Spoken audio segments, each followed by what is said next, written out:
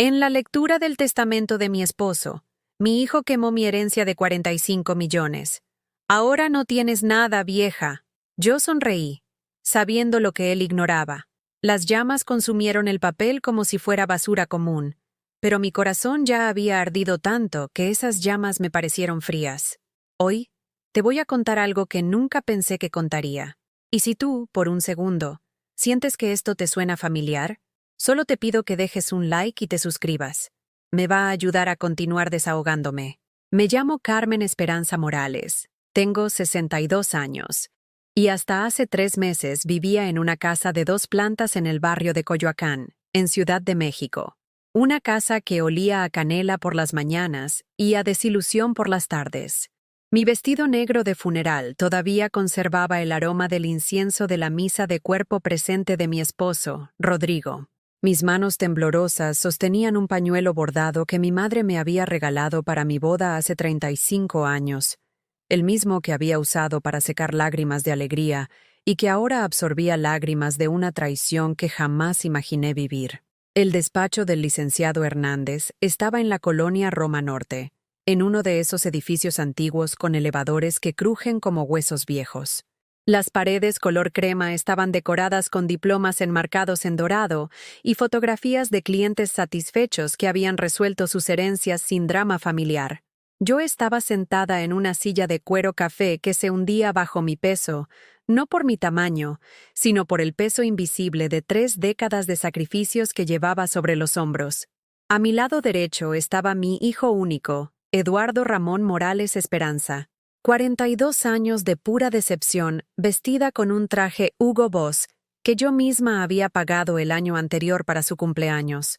Sus zapatos italianos brillaban tanto como sus ojos cuando hablaba de dinero, y su corbata de seda azul marino estaba perfectamente anudada, como si hubiera practicado frente al espejo para verse impecable en el momento de reclamar lo que consideraba suyo por derecho divino. Frente a nosotros, el licenciado Hernández, un hombre de 60 y tantos años con cabello plateado y anteojos de armazón dorado, leía con voz monótona las últimas voluntades de Rodrigo.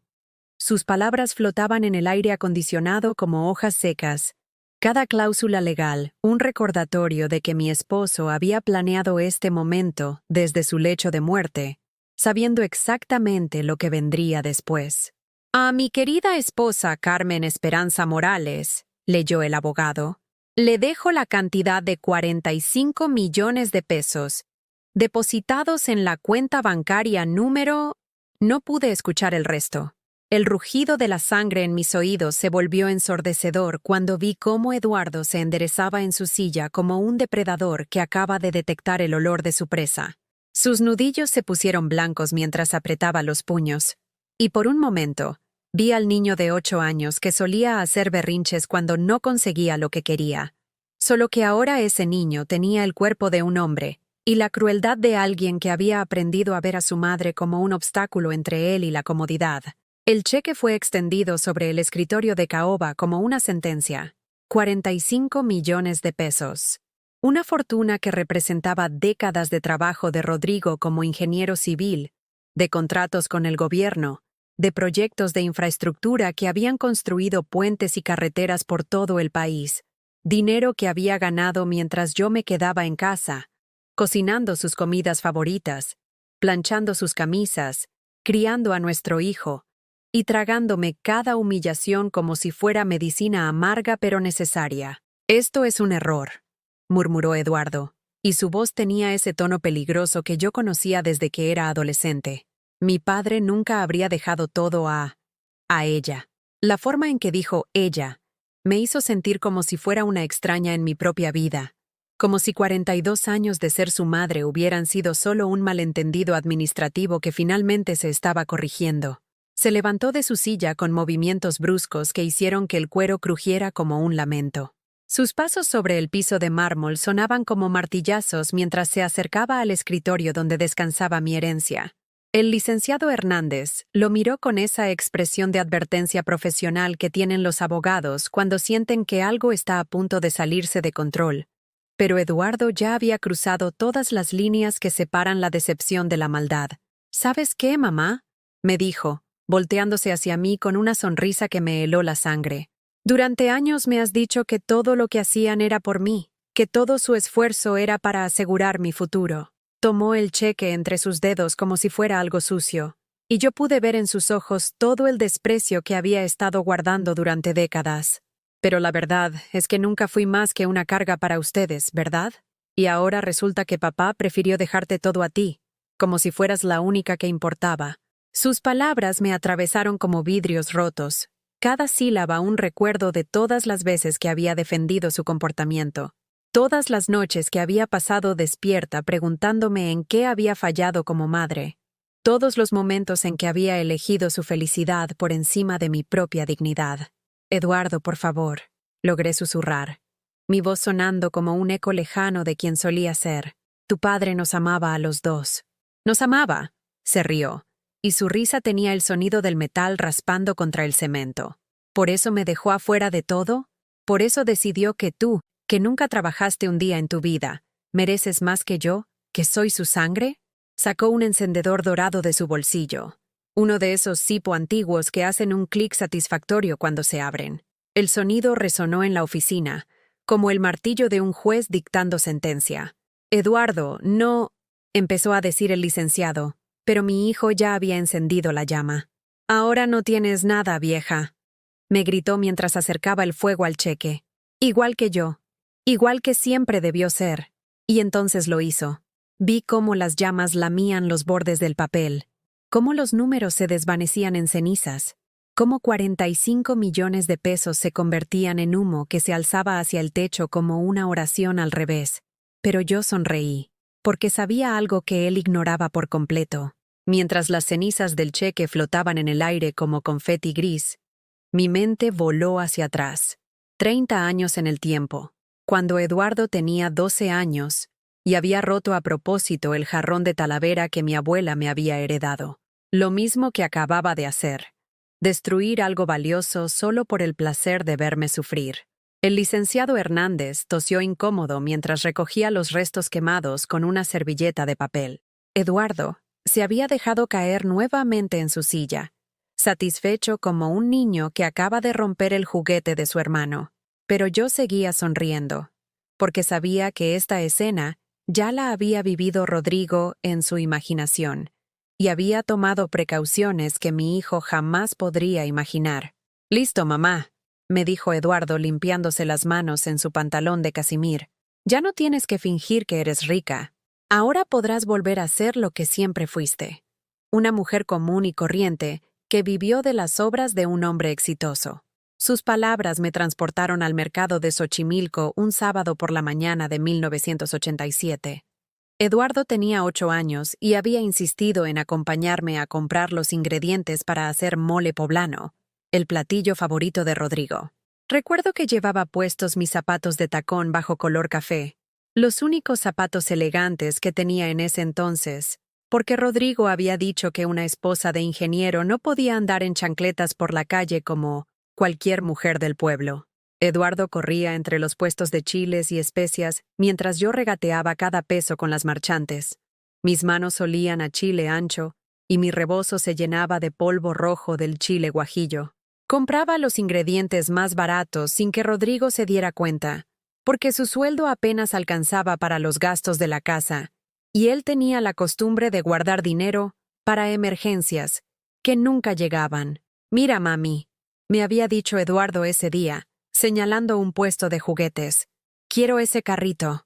Era un carrito de metal rojo, probablemente de esos que se rompen a la semana, pero costaba 50 pesos que yo no tenía. Le expliqué con paciencia que tendríamos que esperarnos hasta su cumpleaños, pero él se tiró al suelo del mercado gritando y pataleando como si le estuviera negando el oxígeno. La gente se nos quedó viendo. Las señoras murmuraban entre ellas sobre niños malcriados y madres que no saben educar. Yo sentí que se me encendían las mejillas de vergüenza, pero saqué los 50 pesos que tenía guardados para comprar las tortillas de la semana y le compré el dichoso carrito. Esa noche cenamos frijoles refritos con tortillas duras del día anterior, porque el dinero de las tortillas frescas se había quedado en el mercado de Xochimilco, convertido en un juguete que Eduardo abandonó al tercer día. Pero ese fue solo el principio. Cuando Eduardo cumplió 15 años, quiso una fiesta en el salón más caro de Coyoacán. Todos mis amigos van a tener quinceañeros ahí, me decía, aunque Eduardo era hombre, y los quinceañeros son para niñas. Quiero una fiesta como la de Roberto, con mariachi y todo. Rodrigo, que para entonces ya ganaba mejor como ingeniero, decidió que era una inversión en el futuro social de nuestro hijo. Yo sabía que era una tontería, pero también sabía que contradecir a Rodrigo en público era peor que tragarse las palabras. La fiesta costó lo que yo ganaba en 6 meses vendiendo tamales los fines de semana en el Tianguis de San Juan. Sí, porque para entonces ya había empezado a vender comida para conseguir dinero extra. Aunque Rodrigo me había prohibido trabajar porque las esposas de los ingenieros no necesitan trabajar. Me levantaba a las 4 de la mañana los sábados y domingos para preparar la masa, cocer la carne, envolver cada tamal como si fuera un regalo. Mis manos se llenaban de callos y mis espaldas dolían de estar inclinadas sobre la olla de vapor durante horas. Llegaba al tianguis cuando todavía estaba oscuro. Instalaba mi puesto junto a Doña Remedios y Don Chema, y vendía tamales hasta que se acabara la mercancía, o hasta que el sol se pusiera. Rodrigo nunca supo de dónde venía el dinero extra que aparecía cada lunes. Pensaba que yo era muy buena administrando el gasto, y yo dejaba que lo pensara. Era más fácil que explicarle que me mataba trabajando para cubrir los caprichos de nuestro hijo y sus propias necesidades de mantener las apariencias. La fiesta de 15 años de Eduardo fue exactamente como él quería. Mariachi, comida para 100 personas y una cuenta que me tomó 8 meses de tamales pagar completamente. Eduardo se sintió como rey por una noche, y yo me sentí como la sirvienta invisible que había hecho posible su reino. ¿Te acuerdas de tu fiesta de 15 años? Le pregunté ahora, ahí en la oficina del licenciado, mientras él se limpiaba las cenizas de los dedos. Eduardo me miró como si hubiera dicho algo en chino. ¿Mi qué? Yo nunca tuve fiesta de 15 años. Claro que la tuviste. En el salón Los Arcos con mariachi y todo. Ah, esa. Se encogió de hombros. Era solo una reunión normal. No fue nada especial. Nada especial. 8 meses de madrugadas vendiendo tamales en el frío de la madrugada. Y para él había sido nada especial. Pero siguió. A los 18 años quería estudiar administración de empresas en una universidad privada carísima de Santa Fe. Es donde estudian los hijos de los empresarios importantes. Decía, si quiero tener éxito, necesito los contactos correctos. La colegiatura era más de lo que ganaba Rodrigo en 3 meses. Tuve que vender mi anillo de compromiso, el único regalo verdaderamente valioso que tenía. Lo llevé a una casa de empeño en el centro histórico un martes por la tarde, mientras Eduardo estaba en clases preparatorias. El empleado lo pesó en una balanza pequeña y me ofreció una cantidad ridícula por 18 años de matrimonio convertidos en oro blanco. Es poco, me dijo el hombre con cara de disculpa, pero es lo que vale el oro hoy. Tomé el dinero y firmé los papeles. Cuando llegué a casa, me quedé viendo mi mano desnuda durante horas, extrañando el peso familiar del anillo en mi dedo. Esa noche, Rodrigo ni siquiera notó que ya no lo llevaba puesto. Eduardo estudió 4 años en esa universidad. Se graduó con honores y consiguió trabajo en una empresa de publicidad en Polanco. El día de su graduación me abrazó frente a todos sus compañeros y dijo, «Gracias por siempre creer en mí, mamá». Pero nunca preguntó cómo habíamos pagado sus estudios. Nunca preguntó por qué yo ya no llevaba anillo de matrimonio. Nunca preguntó por qué nuestras cenas se habían vuelto más sencillas durante esos 4 años. Para él, las cosas simplemente aparecían, como si tuviera hadas madrinas invisibles que cumplían sus deseos sin que él tuviera que preocuparse por el precio que alguien más estaba pagando. A los 25 años quiso independizarse. «Ya es hora de que tenga mi propio departamento», anunció un domingo durante la comida familiar. «He estado viendo algunos lugares en la Roma Norte». Rodrigo estuvo de acuerdo inmediatamente. «Un hombre de su edad necesita su espacio», declaró como si fuera una ley universal. El enganche del departamento fueron otros 6 meses de madrugadas en el tianguis, pero para entonces ya no solo vendía tamales. También preparaba pozole los jueves, quesadillas los viernes y mole los fines de semana especiales. Mis manos ya no eran las manos suaves de una esposa de ingeniero. Eran las manos agrietadas de una mujer que trabajaba con masa y fuego todos los días.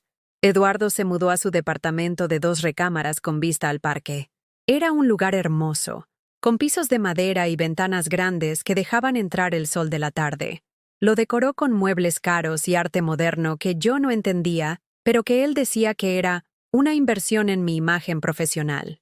Yo seguía viviendo en la misma casa de Coyoacán donde había criado, con los mismos muebles que habíamos comprado cuando nos casamos, algunos ya tan viejos que se estaban deshaciendo por las costuras.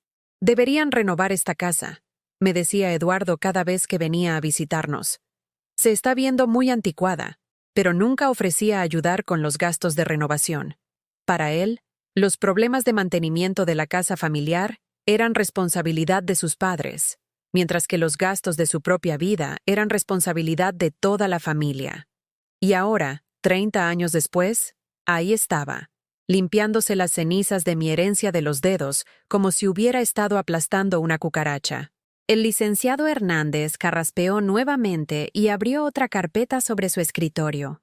Sus movimientos eran lentos, deliberados, como si supiera que lo que venía a continuación iba a cambiar todo para siempre. Señora Carmen, me dijo con una voz que sonaba extrañamente formal, hay algo más que su esposo me pidió que le entregara después de este momento.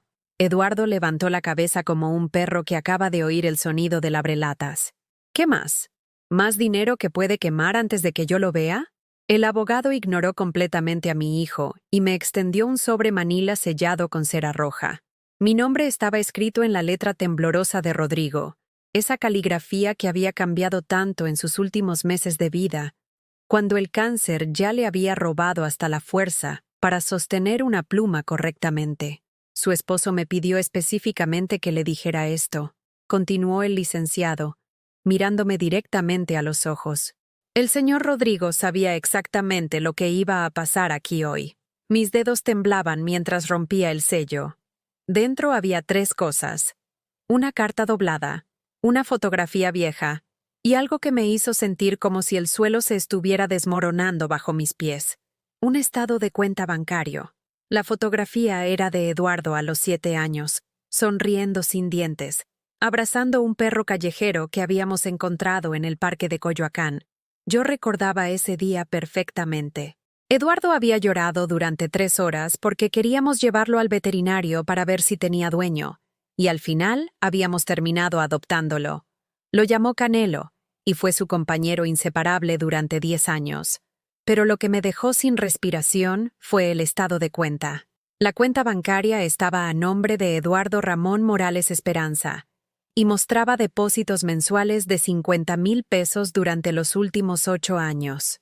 8 años. Casi 100 meses de depósitos que yo no sabía que existían. La carta de Rodrigo explicaba todo con la precisión cruel de un ingeniero que había calculado cada detalle. Carmen, mi amor, para cuando leas esto, ya sabré si nuestro hijo es el hombre que esperábamos que fuera, o si es el hombre que me temo que se ha convertido. Durante los últimos 8 años, desde que cumplió 34, le he estado depositando dinero mensualmente en una cuenta privada. Le dije que era para que aprendiera a manejar sus finanzas gradualmente antes de recibir una herencia grande, pero había una condición que él no conocía. Los depósitos continuarían solo mientras tratara a su madre con respeto y amor. He estado observando, Carmen. He visto cómo te habla, cómo te trata cuando cree que no estoy mirando, cómo te ha convertido en invisible en tu propia casa. Si está leyendo esto contigo, significa que quemó el cheque. Significa que eligió lastimarte por encima de confiar en el amor de su familia. Y eso significa que pierde todo. Mis manos temblaron tanto que casi dejó caer la carta. Eduardo había estado recibiendo dinero de su padre durante 8 años, 400,000 pesos al año, más de 3 millones de pesos en total. Dinero que había usado para sus vacaciones en Cancún, para cambiar su coche cada 2 años, para esas cenas caras en restaurantes de Polanco de las que se jactaba en Facebook. ¿Qué dice? Eduardo se levantó de su silla y trató de arrebatarme la carta. Dame eso. Si es sobre dinero, tengo derecho a saberlo. Pero yo aparté la carta contra mi pecho como si fuera un tesoro. Por primera vez en décadas, sabía algo que él no sabía. Tenía poder sobre información que él necesitaba. Tu padre, le dije con una voz que no reconocí como mía, te ha estado dando dinero todos estos años. Eduardo se quedó paralizado. Su cara se puso del color de la cera blanca y por un momento parecía un niño pequeño que acaba de ser descubierto robando dulces. Eso es diferente, balbuceó. Eso era parte de mi herencia anticipada. Él me lo explicó. ¿Te explicó que el dinero se detendría si me tratabas mal? El silencio en la oficina fue tan profundo que pude escuchar el zumbido de las luces fluorescentes del techo. Eduardo abrió y cerró la boca como un pez fuera del agua, buscando palabras que no existían para justificar lo injustificable. Pero yo ya no estaba escuchando. Mi mente había volado a todos esos momentos en los últimos 8 años, cuando Eduardo había llegado a casa con regalos caros porque me fue bien en el trabajo. El reloj Rolex que se había comprado para celebrar un ascenso. El viaje a Europa del verano pasado para expandir mis horizontes culturales. La motocicleta italiana que había aparecido en su cochera porque encontré una oferta increíble. Todo había sido mentira. Todo había sido dinero de Rodrigo. Dinero que debería haber sido para nuestra familia, para mejorar la casa, para asegurar nuestro futuro. En cambio, había financiado el estilo de vida de lujo de un hijo que nos despreciaba a ambos. Mamá. Eduardo se acercó a mí con las manos extendidas, como si quisiera abrazarme. Puedo explicártelo todo.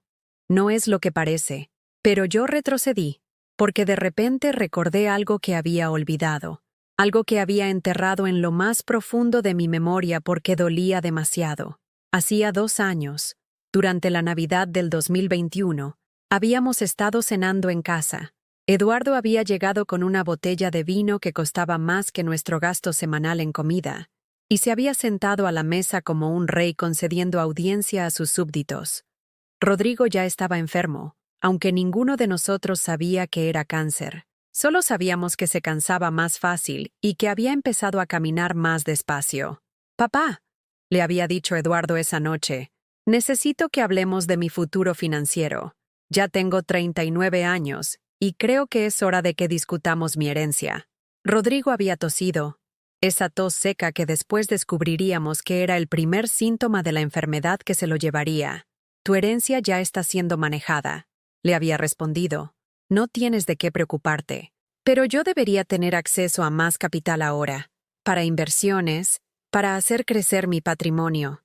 Mamá no necesita tanto dinero. Ella ni siquiera sabe cómo manejarlo». Yo estaba sirviendo el pozole en la cocina, pero pude escuchar cada palabra. Pude escuchar cómo mi propio hijo hablaba de mí como si fuera una carga, como si mi existencia fuera un obstáculo para su prosperidad. «Tu madre», había dicho Rodrigo con una voz que sonaba peligrosamente tranquila, «ha sacrificado más por ti de lo que jamás sabrás». «¿Sacrificado qué?», Eduardo se había reído. «Si nunca ha trabajado un día en su vida». Esa fue la primera vez que vi a Rodrigo realmente enojado con nuestro hijo. Se había levantado de la mesa con movimientos que revelaban el esfuerzo que le costaba, y había mirado a Eduardo con una expresión que yo nunca había visto antes. «No vuelvas a hablar así de tu madre delante de mí», le había dicho. «Nunca». Eduardo se había disculpado, pero yo pude ver en sus ojos que no lo sentía. Se disculpaba porque necesitaba mantener contento a su padre, no porque realmente sintiera respeto por mí. Ahora, 2 años después, en esa oficina llena de humo de papel quemado, finalmente entendía lo que había estado pasando. Rodrigo había estado probando a nuestro hijo durante años, dándole oportunidades de mostrar gratitud, amor, respeto, y Eduardo había fallado cada prueba sin siquiera darse cuenta de que las estaba tomando. «El dinero se acabó hace 3 meses», le dije, mi voz sonando extrañamente calmada. «Cuando tu padre murió, los depósitos se detuvieron automáticamente». Eduardo se sentó pesadamente en su silla, como si alguien hubiera cortado los hilos que lo mantenían erguido. «¿Cómo voy a pagar mi departamento?», murmuró, más para sí mismo que para mí. «¿Cómo voy a mantener mi coche? ¿Mi estilo de vida?». Y ahí estaba. La pregunta que revelaba todo sobre quién era realmente mi hijo. No, ¿cómo voy a ayudarte, mamá? O, ¿cómo vamos a salir adelante juntos? No. Su primera preocupación era cómo iba a mantener su estilo de vida de lujo financiado en secreto por el padre, al que acababa de traicionar quemando la herencia de la madre a la que había despreciado durante décadas. Me quedé ahí parada, sosteniendo la carta de Rodrigo, viendo finalmente a mi hijo como realmente era, no el niño que había criado con tanto amor, sino el hombre egoísta en el que se había convertido.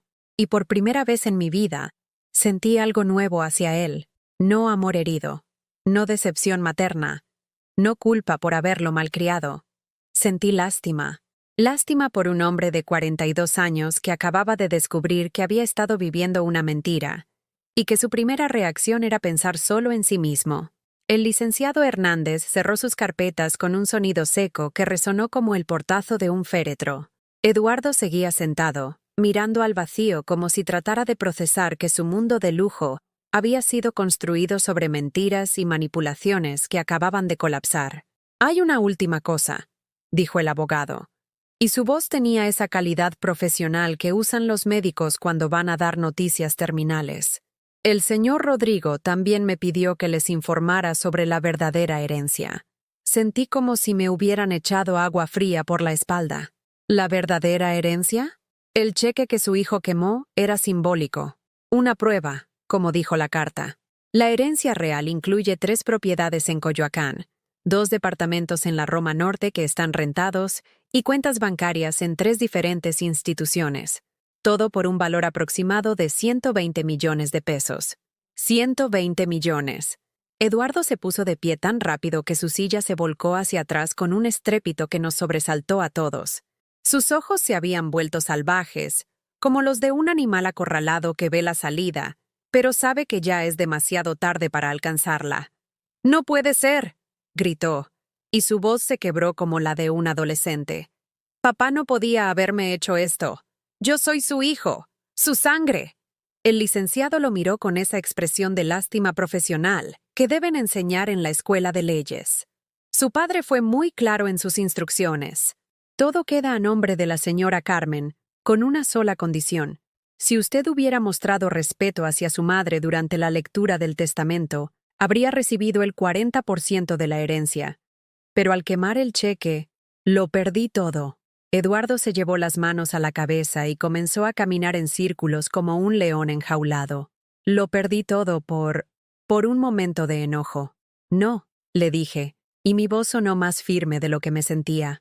«Lo perdiste por 42 años de tratarme como si fuera invisible». Eduardo se voltearía hacia mí con una expresión que jamás olvidaré. Era una mezcla de desesperación, furia y algo más profundo. El pánico de un hombre que acababa de descubrir que las consecuencias de sus acciones eran reales, permanentes e irreversibles. «Mamá, por favor». Se acercó a mí con las manos extendidas como un mendigo.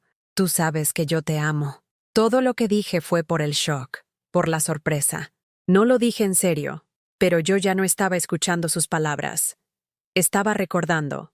Recordé el Día de las Madres del año pasado, cuando llegué a su departamento con una cazuela de mole que había tardado 2 días en preparar.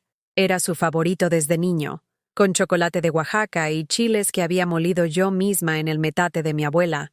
Llegué a las 2 de la tarde, como habíamos acordado. Eduardo abrió la puerta en pijama, con cara de fastidio, como si hubiera olvidado completamente nuestra cita. «Ay, mamá, ¿no podías haber llegado más tarde? Apenas me desperté». Eran las 2 de la tarde de un domingo. Pero yo no dije nada. Entré a su departamento, que olía a cerveza rancia y pizza fría, y comencé a servir la comida en platos desechables porque su lavavajillas estaba lleno de trastes sucios. «¿No trajiste tortillas?», me preguntó mientras se sentaba frente al plato como si fuera un cliente en un restaurante. El mole sin tortillas no sabe igual. No había traído tortillas porque había olvidado comprarlas en mi prisa por llegar puntual, pero tampoco había dinero extra para comprarlas, porque había gastado todo en los ingredientes del mole. «Voy por unas a la tienda», le dije. «No, déjalo, ya se echó a perder la comida». Y se levantó de la mesa, dejando el plato lleno, para irse a su recámara a seguir durmiendo. Yo me quedé ahí, en su cocina moderna llena de electrodomésticos caros que nunca usaba, viendo el mole que había tardado 2 días en preparar enfriándose en un plato desechable. Ese día regresé a casa con la cazuela casi intacta. Le dije a Rodrigo que Eduardo había tenido que salir de emergencia del trabajo. Fue más fácil mentir que admitir que mi hijo había rechazado mi comida porque no traje tortillas. Mamá, ¿me estás escuchando? La voz de Eduardo me regresó al presente. Te estoy diciendo que podemos arreglar esto. Que podemos dividir la herencia como debe ser. ¿Cómo debe ser? Repetí, probando las palabras en mi boca como si fueran un sabor nuevo. ¿Y cómo debe ser, Eduardo? Pues mitad y mitad. Somos los dos únicos herederos. Me reí. Fue una risa seca, áspera, que me salió desde algún lugar profundo que no sabía que tenía. Era la risa de una mujer que acababa de despertar de un sueño de 30 años. ¿Te acuerdas de mi cumpleaños número 60? Eduardo parpadeó, confundido por el cambio de tema. ¿Tú qué? Mi cumpleaños número 60. Hace 2 años. Pude ver en sus ojos que no se acordaba. Por supuesto que no se acordaba. Ese día te llamé por la mañana para invitarte a cenar. Me dijiste que ibas a venir a las 7. Compré carne para asar.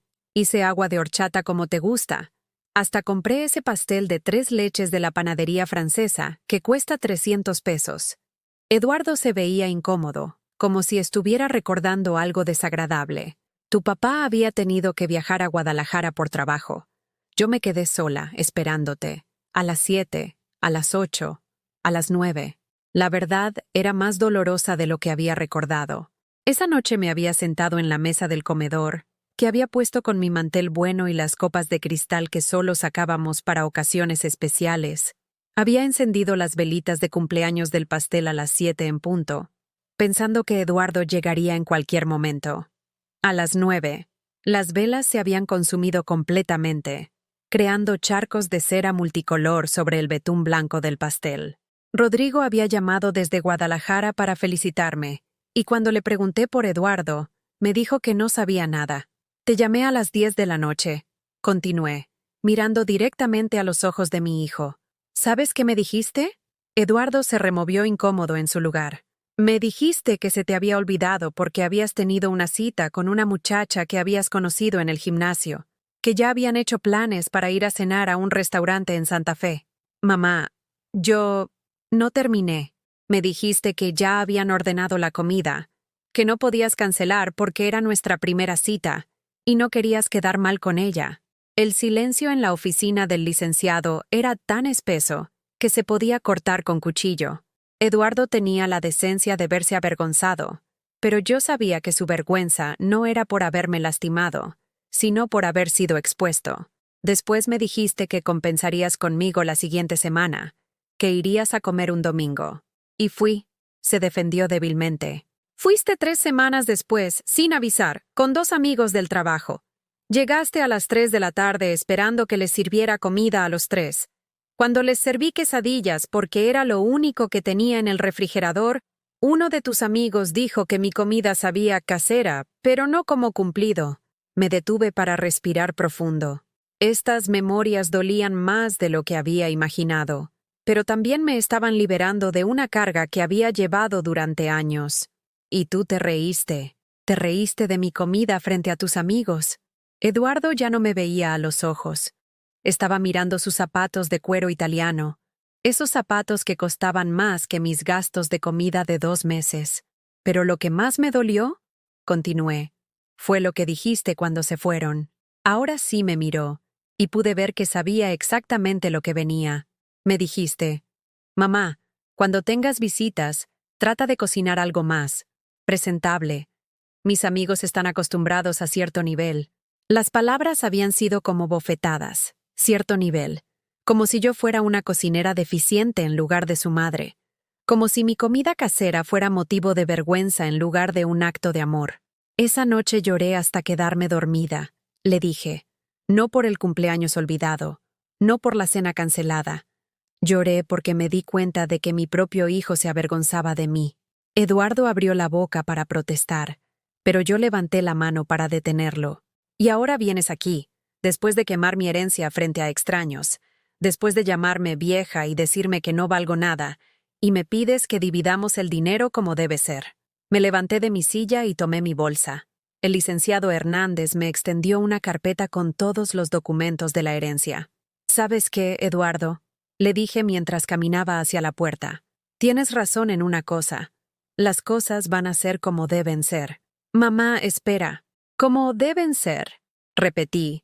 Significa que por primera vez en 42 años vas a enfrentar las consecuencias reales de cómo me has tratado. Salí de esa oficina con la espalda derecha y los pasos firmes, dejando atrás a un hombre de 42 años llorando como el niño malcriado que había sido toda su vida. Pero por primera vez, no me volteé a consolarlo. Salí del despacho del licenciado Hernández y caminé por la avenida Álvaro Obregón sin rumbo fijo. Mis pies me llevaron automáticamente hacia el Parque México, ese lugar donde Rodrigo y yo solíamos caminar los domingos por la tarde cuando éramos novios, cuando el mundo parecía lleno de posibilidades, y yo creía que el amor era suficiente para construir una vida feliz. Me senté en una banca bajo una jacaranda que estaba floreciendo. Las flores violetas caían como lágrimas de papel sobre mi vestido negro de funeral, y por primera vez en meses, no me preocupé por ensuciarme la ropa. ¿Para qué? Ya no tenía que mantener las apariencias para nadie. El teléfono comenzó a sonar en mi bolsa. Eduardo, por supuesto. Lo dejé sonar una vez, 2 veces, 3 veces. El sonido se mezcló con el ruido del tráfico y las voces de las madres que perseguían a sus hijos pequeños por los senderos del parque. Vida normal, vida que continuaba mientras la mía se desmoronaba y se reconstruía al mismo tiempo. Finalmente contesté al cuarto timbrazo. Mamá, gracias a Dios. Su voz sonaba desesperada, quebrada. Estoy afuera del despacho. ¿Dónde estás? Necesitamos hablar. No, le dije. Y fue la primera vez en mi vida que le dije no a Eduardo sin dar explicaciones. ¿Cómo que no? Soy tu hijo. No puedes simplemente... Colgué. El teléfono volvió a sonar inmediatamente. Esta vez no contesté. Lo dejé sonar hasta que se cansó. Luego volvió a sonar. Y lo dejé sonar otra vez. Después de la quinta llamada, lo apagué completamente. Me quedé ahí sentada, en esa banca del Parque México, sintiendo algo que no había sentido en décadas. Silencio real, no el silencio tenso de una casa donde las personas viven juntas pero no se hablan. No el silencio incómodo de las cenas familiares donde nadie sabía qué decir. Era el silencio de la libertad, donde mis pensamientos podían moverse sin tener que calcular cómo iban a afectar a alguien más. Una señora mayor se sentó en la otra punta de la banca. Llevaba un vestido de flores y zapatos cómodos, y tenía esa cara serena de las mujeres que han aprendido a estar en paz consigo mismas. Me sonrió con esa calidez que solo tienen las abuelas mexicanas, esa sonrisa que no pide nada y lo ofrece todo. ¿Está bien, hija?, me preguntó. Se ve como si hubiera llorado. Y entonces me di cuenta de que efectivamente había estado llorando.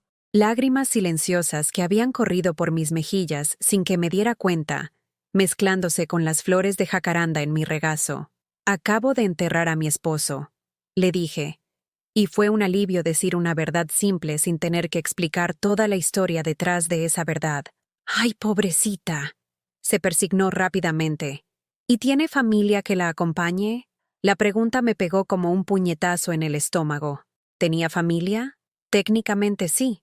Tenía un hijo de 42 años que acababa de quemar mi herencia y llamarme vieja. Tenía cuñados que no me hablaban desde el funeral. Tenía sobrinas que solo me contactaban cuando necesitaban que cuidara a sus hijos. No, le dije finalmente. No tengo a nadie.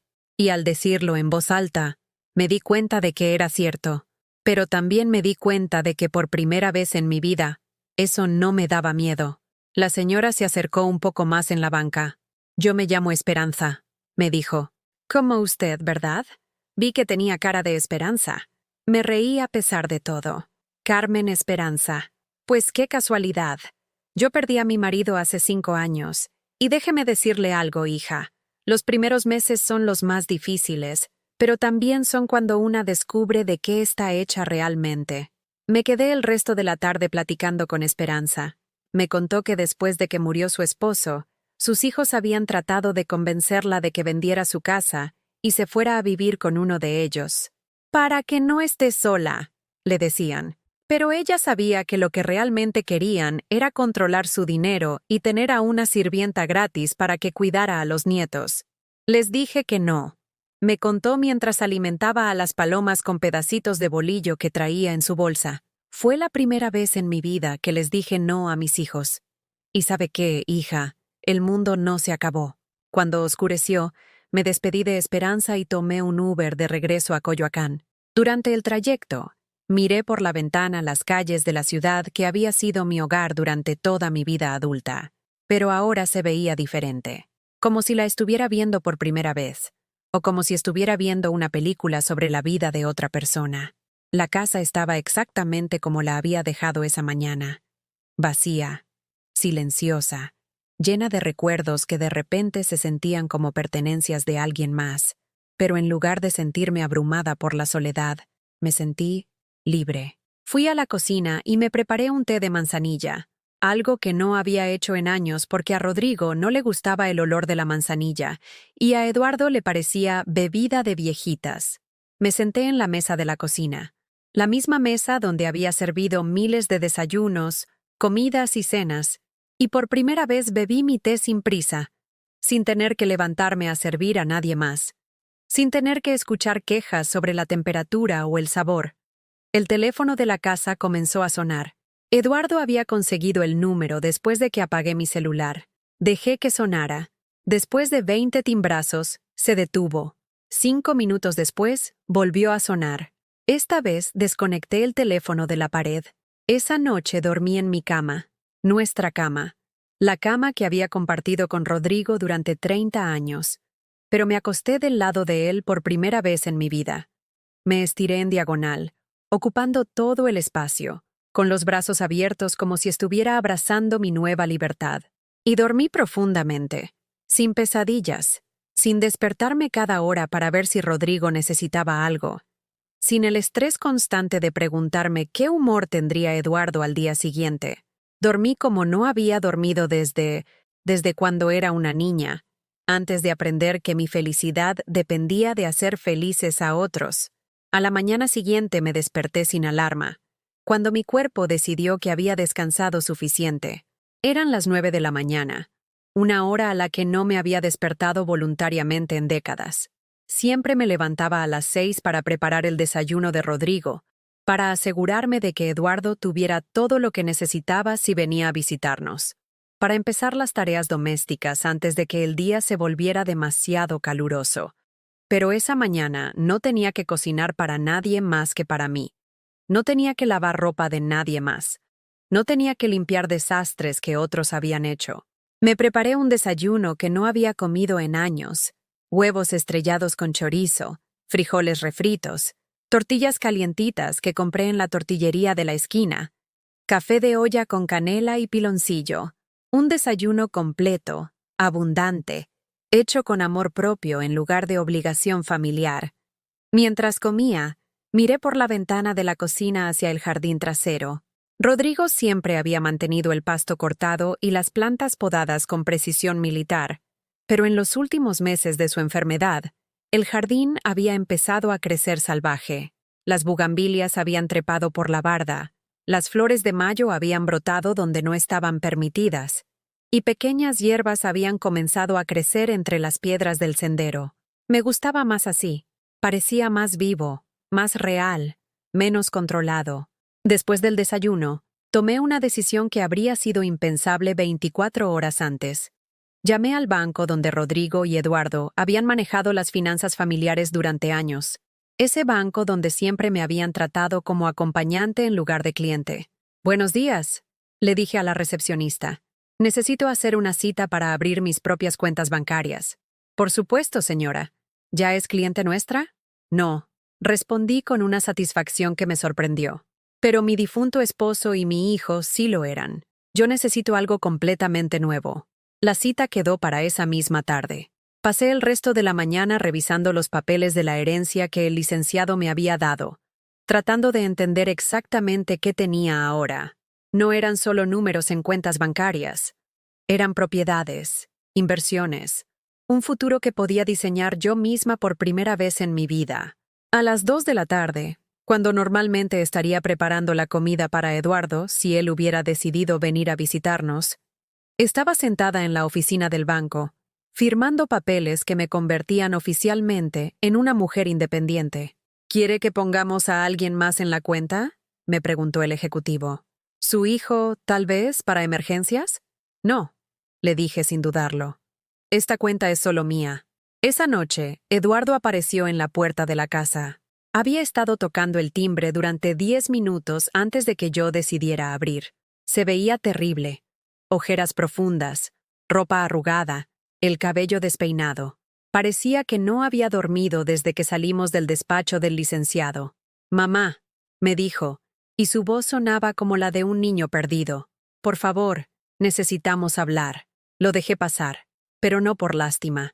Lo dejé pasar porque sabía que esta conversación tenía que suceder, y prefería tenerla en mis términos, en mi casa, en mi territorio. «Siéntate», le dije, señalando la sala. Pero en lugar de sentarse en su sillón favorito, como siempre hacía, se quedó de pie, nervioso, como si no supiera cómo comportarse en una casa donde ya no era el centro del universo. «Mamá, he estado pensando mucho», comenzó, «y creo que podemos llegar a un acuerdo». Eduardo se quedó de pie en mi sala, como un vendedor nervioso que sabe que su producto no vale lo que está pidiendo por él. Sus manos temblaban ligeramente mientras se pasaba los dedos por el cabello despeinado, un gesto que había hecho desde niño cuando sabía que estaba en problemas. «Mamá, sé que las cosas se salieron de control ayer», comenzó con esa voz suave que usaba cuando quería algo, pero después de pensarlo toda la noche, me di cuenta de algo importante. Me senté en mi sillón favorito, el que Rodrigo siempre había dicho que era muy feo para la sala principal, y crucé las manos sobre mi regazo. No dije nada, solo lo miré, esperando a ver hasta dónde estaba dispuesto a llegar. Me di cuenta de que papá quería enseñarme una lección. Continuó, caminando de un lado a otro como un abogado frente a un jurado, y creo que la aprendí. Creo que entendí lo que él quería que entendiera. ¿Ah, sí?, le pregunté con una voz que sonaba extrañamente tranquila. ¿Y qué era eso? Que no he sido el hijo que debería haber sido contigo. Las palabras salieron de su boca como si le costara trabajo pronunciarlas. Que he dado por hecho todo lo que has hecho por mí. Se acercó y se arrodilló frente a mi sillón, tomando mis manos entre las suyas. Sus palmas estaban sudorosas y frías al mismo tiempo. Pero ahora lo entiendo, mamá. Ahora puedo ser diferente. Puedo ser el hijo que mereces. Lo miré a los ojos. Esos ojos café que había heredado de Rodrigo, y por un momento vi al niño de 5 años que solía treparse a mis piernas para pedirme que le contara cuentos antes de dormir. Pero también vi al hombre de 42 años que había pasado décadas tratándome como empleada doméstica no remunerada. ¿Y qué propones?, le pregunté. Eduardo respiró profundamente, como alguien que está a punto de hacer la oferta de su vida. Propongo que dividamos la herencia 60-40. 60 para ti, 40 para mí.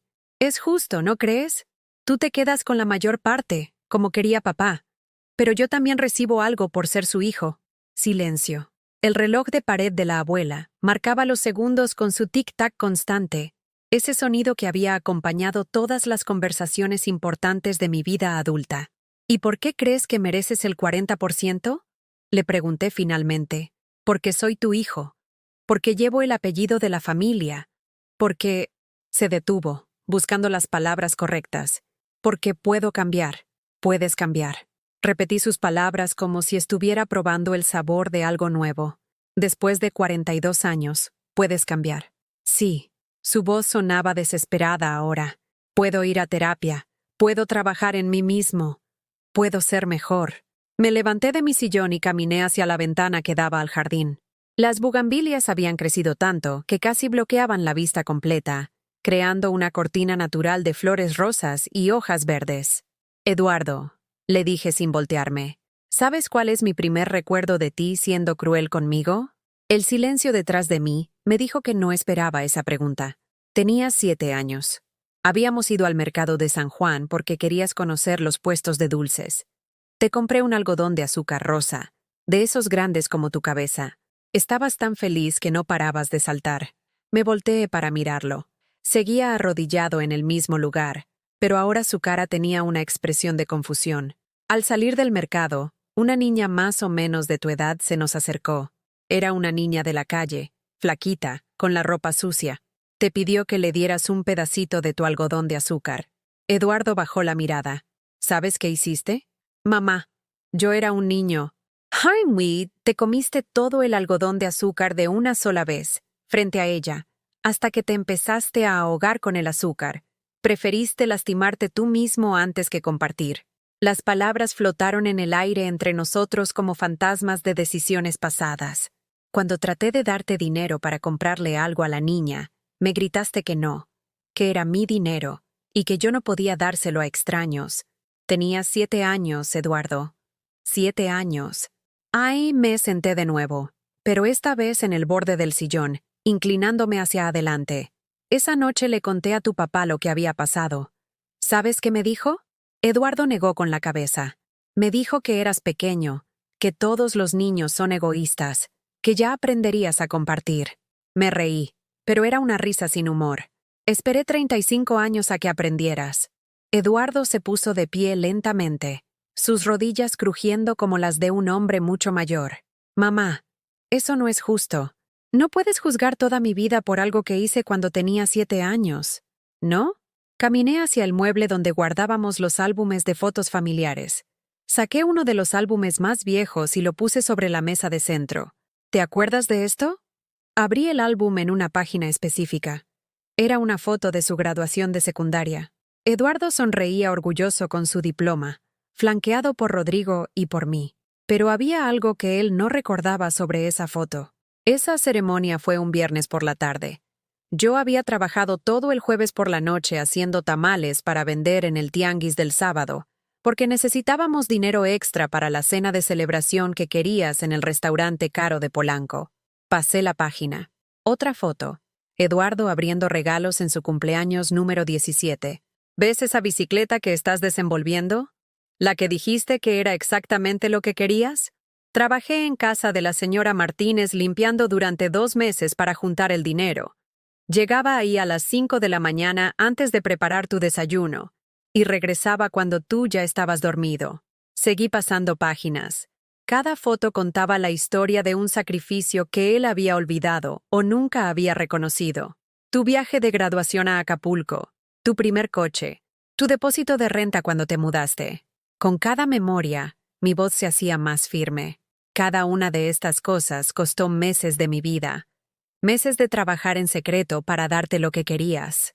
Eduardo estaba pálido ahora. Mamá, yo no sabía. Por supuesto que no sabías. Porque nunca preguntaste. En 42 años, nunca me preguntaste si yo estaba bien. Si yo necesitaba algo. Si yo tenía sueños propios. Cerré el álbum de golpe.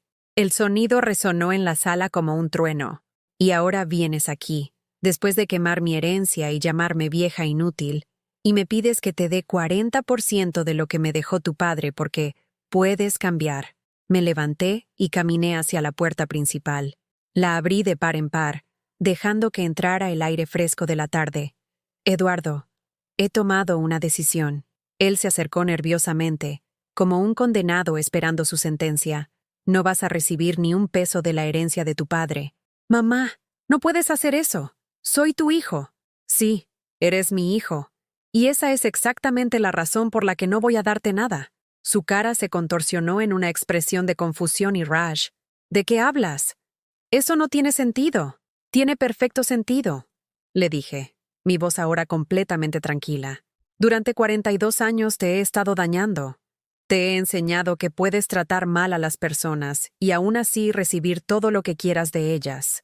Te he enseñado que las consecuencias son algo que les pasa a otras personas, no a ti. Eduardo comenzó a caminar hacia mí con los puños cerrados, pero se detuvo cuando vio algo en mi cara que nunca había visto antes. Te he enseñado que las mujeres, especialmente tu madre, existen para servirte sin esperar nada a cambio. Te he enseñado que tu comodidad es más importante que el respeto, que tu conveniencia vale más que la dignidad de otros. Respiré profundamente. Y eso para. Hoy. Ahora. No puedes cortarme así. Soy tu único hijo. Sin mí no tienes a nadie. Tienes razón, le dije, y mi sonrisa era genuina por primera vez en años. Sin ti no tengo a nadie que me trate como basura. Sin ti no tengo a nadie que me ignore cuando me conviene. Sin ti no tengo a nadie que me haga sentir invisible en mi propia vida. Eduardo se quedó boquiabierto. Sin ti, continué. Finalmente puedo descubrir quién soy cuando no estoy tratando de ganarme el amor de alguien que nunca me lo va a dar. Señalé hacia la puerta abierta. Puedes irte ahora. Y si algún día en el futuro, puedes mirarme a los ojos y pedirme perdón sin pedir nada a cambio, si puedes tratarme como a una persona que merece respeto solo por existir, entonces podemos hablar, mamá. Pero hasta ese día, no tienes una madre. Y yo no tengo un hijo. Eduardo se quedó parado ahí durante un minuto completo, probablemente esperando que me echara atrás, que se diera como siempre había hecho, pero cuando vio que no iba a moverme, que no iba a suplicar, que no iba a consolarlo, salió de la casa sin decir otra palabra. Cerré la puerta detrás de él y puse el seguro. Por primera vez en 42 años, mi casa era verdaderamente mía. Esa noche dormí mejor de lo que había dormido en años. No hubo sueños, no hubo pesadillas, solo el silencio profundo de alguien que finalmente había dicho la verdad después de décadas de mentirse a sí misma. Desperté antes del amanecer, no por obligación, sino por una extraña energía que me corría por las venas, como si mi cuerpo hubiera recordado lo que era sentirse vivo. Me preparé un café y salí al jardín trasero en bata y pantuflas. El aire matutino de Coyoacán olía a humedad y flores, y por primera vez en años, no tenía prisa por entrar a preparar el desayuno de alguien más. Me senté en la vieja silla de jardín que Rodrigo siempre había querido tirar, porque se veía mal desde la ventana de la sala, y observé cómo el sol pintaba el cielo de colores que había olvidado que existían. Las bugambilias habían crecido tanto que habían formado un túnel natural hacia la parte trasera del jardín. Caminé descalza por el pasto húmedo, sintiendo la tierra fría entre los dedos de los pies, y me encontré con un rincón que no había visitado en años.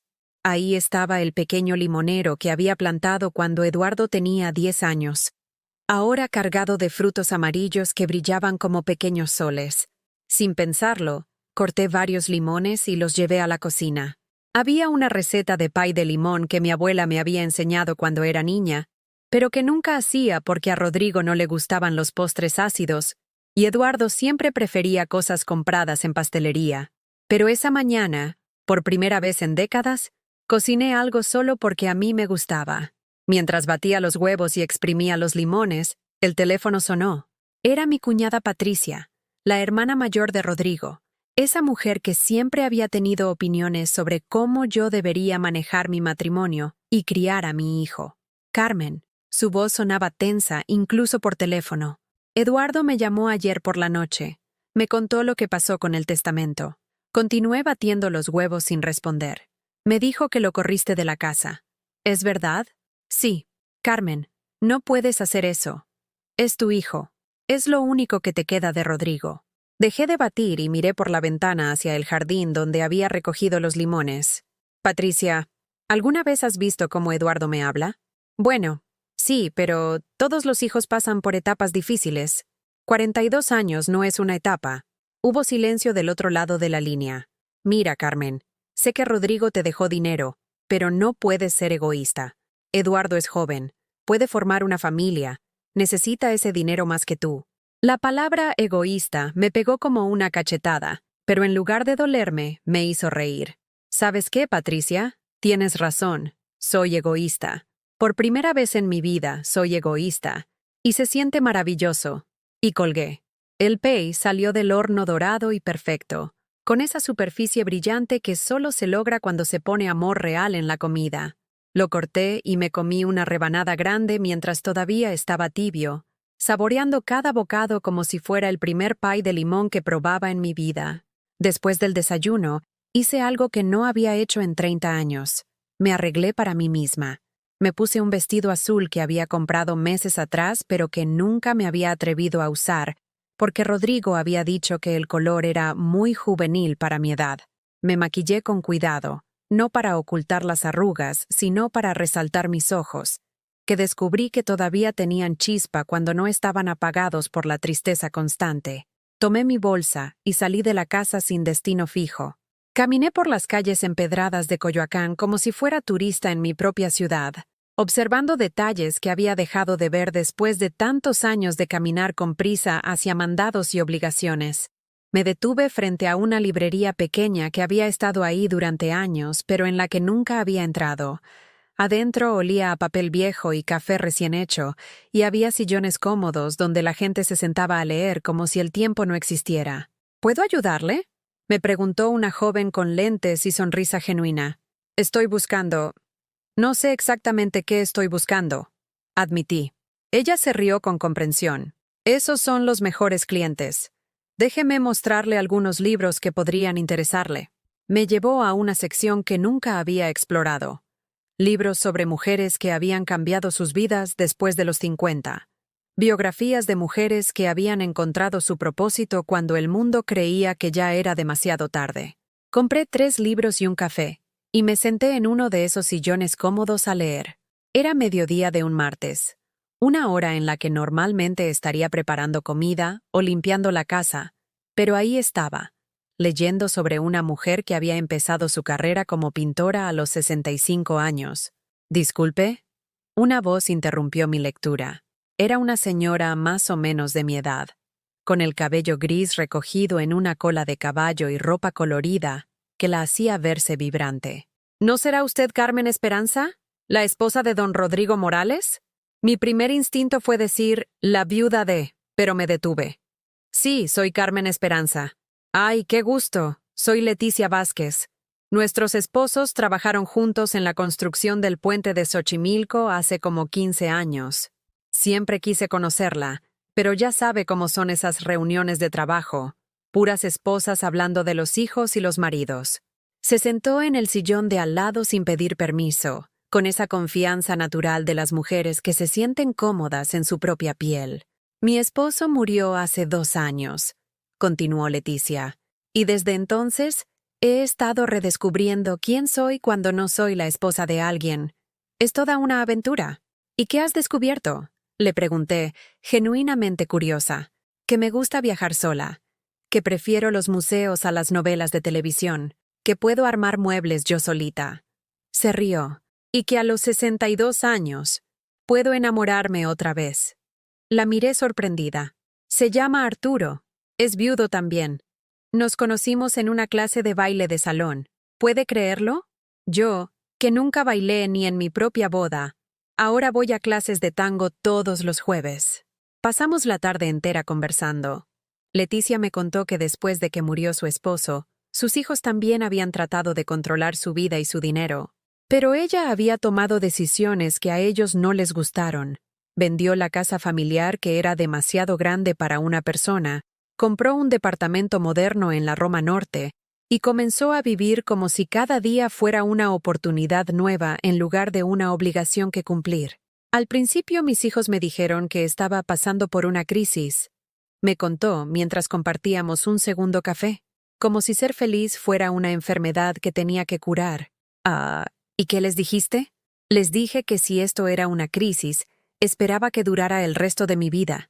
Cuando nos despedimos, Leticia me dio su número de teléfono. Llámame, me dijo. Las mujeres como nosotras tenemos que apoyarnos. Y si algún día quieres venir a una clase de tango, te aseguro que es la mejor terapia que existe. Regresé a casa cuando ya estaba oscureciendo, cargada de libros y con la cabeza llena de posibilidades que no había considerado antes. La casa se sentía diferente ahora, no vacía, sino llena de potencial. Cada habitación parecía preguntarme, ¿qué quieres hacer conmigo ahora? En la cocina, calenté una rebanada del pay de limón y me la comí mientras hojeaba uno de los libros que había comprado. Era sobre una mujer que había empezado un negocio de catering desde su casa después de que sus hijos se fueron y su esposo la dejó. Había empezado vendiendo tamales en su oficina. Luego, había expandido a eventos pequeños y finalmente había abierto su propio restaurante. Me quedé viendo esa página durante mucho tiempo, recordando todos los años que había vendido tamales en el tianguis para pagar los caprichos de Eduardo.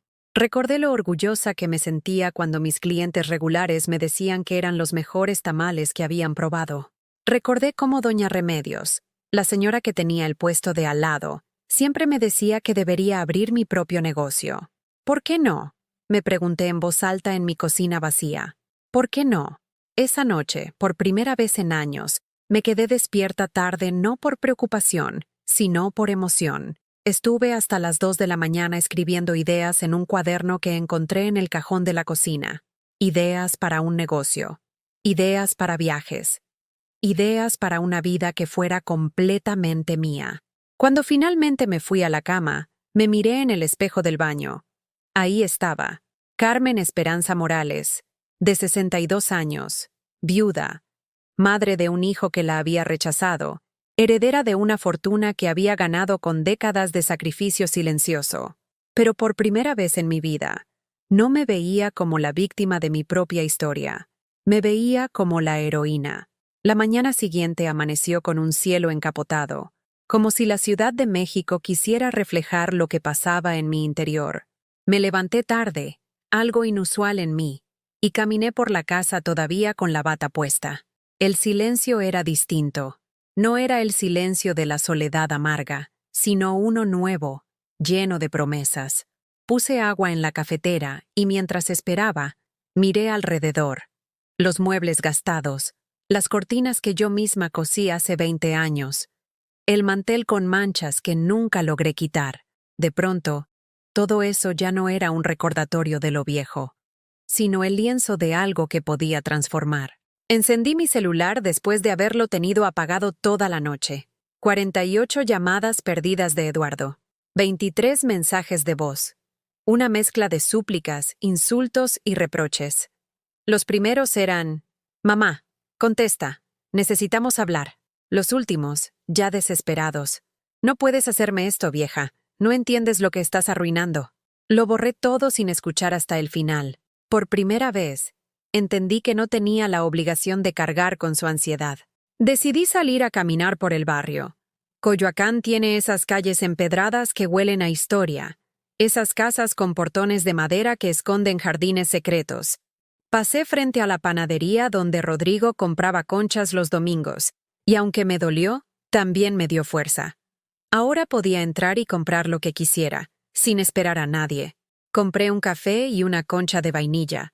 Me senté en una mesa pequeña junto a la ventana y observé a las familias que entraban y salían. Algunas discutían, otras reían, otras iban con prisa. Yo estaba sola y tranquila. En la mesa de al lado, 2 mujeres conversaban. Una de ellas, de cabello blanco recogido en un moño elegante, contaba cómo había vendido la casa grande de sus padres y con eso abrió una galería de arte. La otra la escuchaba con admiración. Yo fingí leer el periódico, pero en realidad escuchaba cada palabra. Pensé, si ella pudo reinventarse a los 60 y tantos, ¿por qué yo no? Regresé a casa con una determinación nueva. Saqué las carpetas de la herencia que me había entregado el licenciado Hernández y las puse sobre la mesa. Era la primera vez que revisaba todo con calma. 3 propiedades en Coyoacán, 2 departamentos en renta, cuentas bancarias que ni siquiera sabía que existían. Sentí vértigo, como si estuviera mirando desde lo alto de un edificio muy alto. Yo, que había contado pesos para comprar tortillas, ahora tenía millones a mi nombre. Pero junto al vértigo vino una claridad. Este dinero no era un premio por aguantar humillaciones. Era una oportunidad de rehacerme. El timbre sonó a las 11 de la mañana. Mi corazón dio un salto. Eduardo. Me asomé por la ventana antes de abrir. Efectivamente, ahí estaba, desaliñado, con la camisa arrugada y los ojos rojos. Parecía no haber dormido. No toqué el portón. Lo dejé ahí parado, tocando una y otra vez hasta que finalmente se fue. Lo vi alejarse con pasos torpes, arrastrando los pies. Y sentí compasión, pero no el tipo de compasión que me hacía correr a consolarlo, sino una compasión serena que no me obligaba a sacrificarme. Al mediodía recibí la llamada del licenciado Hernández. Señora Carmen, ¿cómo se siente? Preguntó con esa voz pausada de los que cargan secretos. Extrañamente, libre, respondí. Él guardó silencio unos segundos antes de continuar. Su esposo dejó instrucciones adicionales. Hay otra carta. Quería que se la entregara cuando usted estuviera lista. ¿Lista para qué? Pregunté, intrigada. Para aceptar que el legado de Rodrigo no era solo económico, sino también espiritual. Nos citamos para el día siguiente. Colgué con el corazón acelerado. ¿Qué más había previsto Rodrigo? ¿Cuántas precauciones había tomado? Esa noche apenas pude dormir. Mientras tanto, mi mente viajaba al pasado. Recordé a Rodrigo en los primeros años de matrimonio, cuando aún soñábamos juntos. Él me llevaba a pasear por el Zócalo y me decía que algún día íbamos a tener una casa con jardín donde crecerían limoneros. Y lo cumplió. Recordé su orgullo cuando Eduardo nació. Cómo decía que sería el hombre que cambiaría la historia de la familia Morales. Pero con los años, ese orgullo se transformó en una expectativa ciega que alimentó el egoísmo de nuestro hijo. Yo lo vi crecer con privilegios que otros niños no tenían, y al mismo tiempo lo vi volverse incapaz de valorar lo que recibía. Esa tarde, sola en mi casa, me atreví a abrir un cajón que había evitado por meses. El cajón de Rodrigo en la recámara. Entre corbatas viejas y papeles olvidados, encontré un cuaderno con letras torpes de sus últimos meses. Eran notas, reflexiones, recuerdos. Una frase resaltaba: Carmen merece un futuro sin cadenas, incluso si ese futuro no incluye a Eduardo. Sentí un nudo en la garganta. Rodrigo lo había visto venir. Había sabido que nuestro hijo me fallaría, y había dejado escrito que mi libertad era más importante que salvar a un hombre que no quería salvarse. Lloré en silencio, pero fueron lágrimas distintas. No de derrota, sino de alivio, como si cada lágrima lavara años de sumisión. Cuando oscureció, encendí todas las luces de la casa y preparé una cena para mí: sopa de lentejas, pan recién comprado y una copa de vino. Me senté en el comedor grande, esa mesa donde siempre servía a los demás, y por primera vez comí sola, con dignidad, como si fuera una invitada especial en mi propio hogar. Y en ese momento entendí algo. No necesitaba a Eduardo para definir mi identidad. No necesitaba sus migajas de afecto. Yo era suficiente. Al día siguiente me presenté en la oficina del licenciado. Llevaba un vestido azul que Rodrigo nunca aprobó, pero que yo adoraba. El licenciado me entregó la segunda carta, sellada con cera. La abrí con manos temblorosas. Rodrigo había escrito: Carmen, si estás leyendo esto, es porque sobreviviste al golpe más duro, ver la verdad sobre nuestro hijo. No llores más por lo que él no puede dar. Toma lo que sí tienes: tu fuerza, tu dignidad, y estos bienes que son tuyos por derecho. No los uses para rescatarlo. Úsalos para rescatarte a ti. Haz lo que siempre soñaste, aunque nunca te lo permitiste. Viaja, aprende, ríe. Encuentra a personas que te valoren, porque la verdadera herencia no es el dinero, sino la libertad que ahora tienes. Guardé la carta en mi bolso con un cuidado reverente, y en ese instante decidí que mi vida iba a empezar de nuevo. Salí de la oficina del licenciado Hernández con la segunda carta de Rodrigo apretada contra mi pecho como si fuera un talismán. Afuera, la ciudad seguía vibrando con su ruido habitual: vendedores ambulantes ofreciendo dulces, autos tocando el claxon, estudiantes riendo a carcajadas. Y yo, que había pasado tantos años sintiéndome invisible en medio del bullicio, caminaba con una certeza nueva. Mi vida ya no estaba atada a las decisiones de mi hijo, ni siquiera al recuerdo de Rodrigo. Por primera vez en décadas, era mía. El sol de mediodía me golpeaba en el rostro mientras atravesaba la Roma rumbo a Coyoacán. Recordé las palabras de Rodrigo: haz lo que siempre soñaste, aunque nunca te lo permitiste. ¿Qué había soñado yo, realmente? No lo sabía. Había pasado tanto tiempo viviendo para otros que mis propios deseos estaban enterrados. Pero en el fondo, en algún rincón oculto, todavía latían. En el camino recibí un mensaje de voz de Eduardo. No tuve valor de escucharlo en la calle, pero cuando llegué a casa lo reproduje con el altavoz bajo. Su voz era un murmullo quebrado. Mamá, no me ignores. Sé que la regué, sé que dije cosas horribles, pero no me dejes solo, no tengo a nadie más. La súplica estaba mezclada con un tono que reconocía demasiado bien. No era amor, era miedo. Miedo a perder el dinero, a quedarse sin los lujos que siempre había dado por sentado. No respondí. Guardé el celular en un cajón y lo cerré con llave. Necesitaba silencio. Decidí poner orden en la casa. Cada objeto tenía una historia, y algunas de esas historias pesaban demasiado. Abrí el armario donde todavía colgaban las camisas de Rodrigo, y, por primera vez desde su muerte, me atreví a tocarlas. Olían a su colonia, esa mezcla de sándalo y tabaco que tanto me había acompañado. Doblé cada prenda con cuidado, pero en lugar de guardarlas otra vez, las puse en bolsas para donarlas. Mi esposo había querido que yo fuera libre. Conservar sus cosas como reliquias no me permitía avanzar. Mientras acomodaba, encontré en el fondo de un cajón una caja pequeña de madera. Dentro, había cartas que Rodrigo me escribió durante nuestro noviazgo. Una en particular me hizo temblar. Si algún día sientes que todo se derrumba, recuerda que tú sola eres suficiente para volver a levantarlo. Lloré sobre esas letras juveniles y me prometí honrarlo, no con lágrimas eternas, sino con una vida que valiera la pena. Esa noche cené sola de nuevo, pero ya no me supo a soledad. Preparé enchiladas con queso, un platillo sencillo que siempre quise hacer pero que Rodrigo consideraba comida de pobres. Me serví un plato generoso, puse música de Chabela Vargas y canté entre bocados.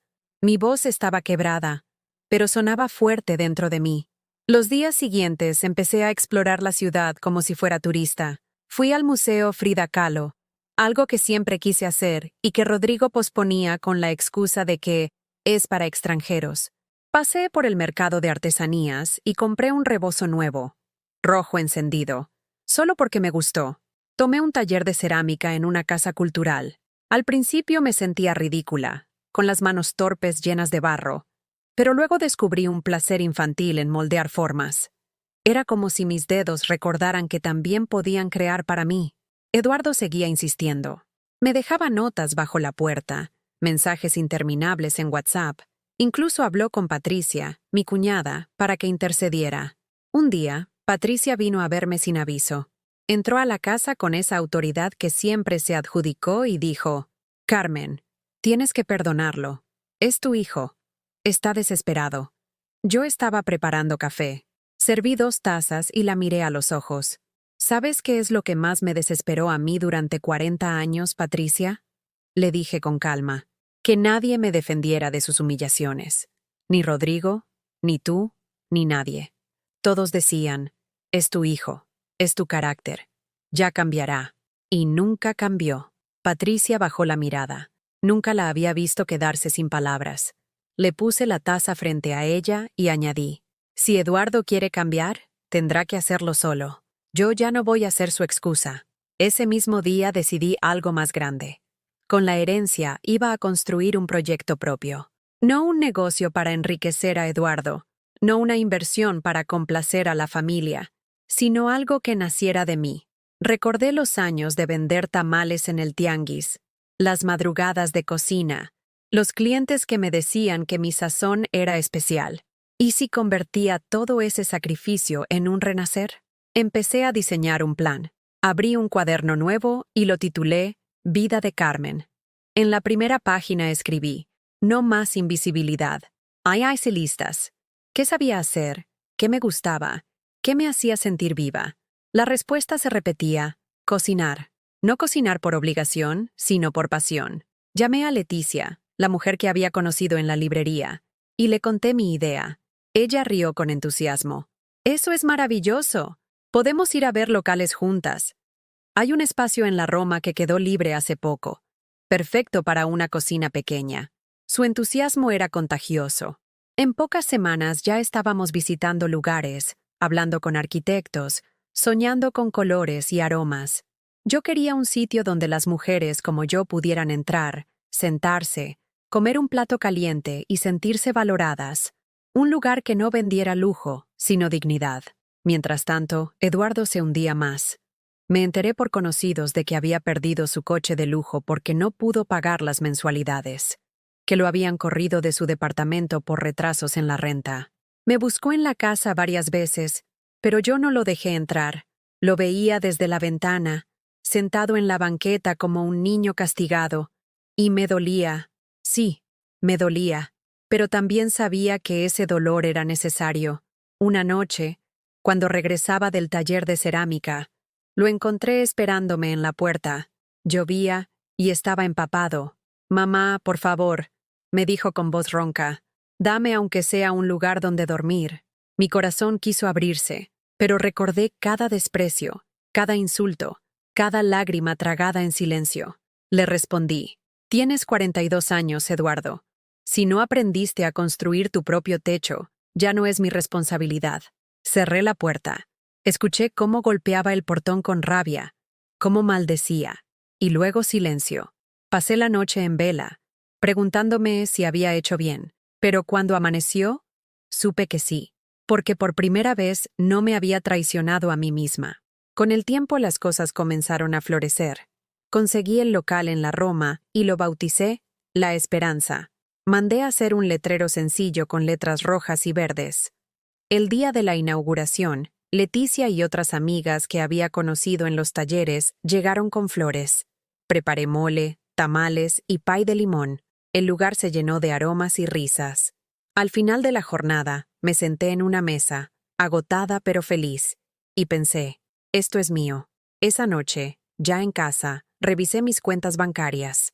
Tenía más dinero del que jamás imaginé, pero lo más valioso no estaba en números. Era la certeza de que, a mis 62 años, había empezado a vivir de verdad. Y mientras me servía un último café, pensé en Rodrigo. «Cumplí, viejo», susurré mirando al cielo. Aprendí a ser libre. El primer mes de La Esperanza pasó como un suspiro y como una batalla. Abríamos a las 8 con olor a canela y café de olla, y a las 11 ya no quedaban tamales. Doña Remedios, la misma del tianguis, aceptó ayudarme 3 días a la semana, y Alma, una muchacha de 30 con 2 hijos y una mirada cansada, se ganó el corazón de los clientes sirviendo con una delicadeza que a mí me conmovía. Había risas, había historias en cada mesa. Había mujeres que entraban encorvadas por el peso de sus días y salían erguidas, con las mejillas sonrosadas por el caldo caliente y por el trato digno. Empecé a aprender los nombres de todos. Don Eusebio, que llegaba con su sombrero, las gemelas que estudiaban enfermería y juntaban monedas para compartir un plato, la maestra jubilada que recitaba poemas mientras comía su mole. La esperanza no era un negocio, era un abrazo. Eduardo dejó de llamar unos días y el silencio me supo a tregua, hasta que llegó el mensajero con un sobre color hueso. Notificación judicial. Mi hijo había impugnado el testamento por manipulación psicológica y vulnerabilidad del testador. Leí cada línea con calma, como si fuera una receta que quisiera entender por completo antes de encender el fuego. No lloré. Llamé al licenciado Hernández y quedamos en vernos. «Lo esperaba», dijo él cruzando los dedos sobre el escritorio. «Pero estamos preparados». «¿Preparados cómo?», pregunté, sintiendo por primera vez un temblor en la voz. Su esposo lo previó todo. Hay un video, y hay bitácoras, correos, registros que prueban que fue su decisión, libre y consciente. El día de la audiencia me vestí de blanco. No por ingenuidad, sino por decisión. Me negaba a entrar a esa sala como acusada de algo que no había hecho. El juzgado olía a madera vieja y a miedo reciente. Eduardo llegó con traje oscuro y mirada de animal acorralado. Evitó mirarme. O quizá no pudo. Se sentó junto a un abogado joven que hablaba con rapidez, como si la velocidad pudiera suplantar la verdad. La jueza era una mujer de rostro firme. Pidió respeto y claridad.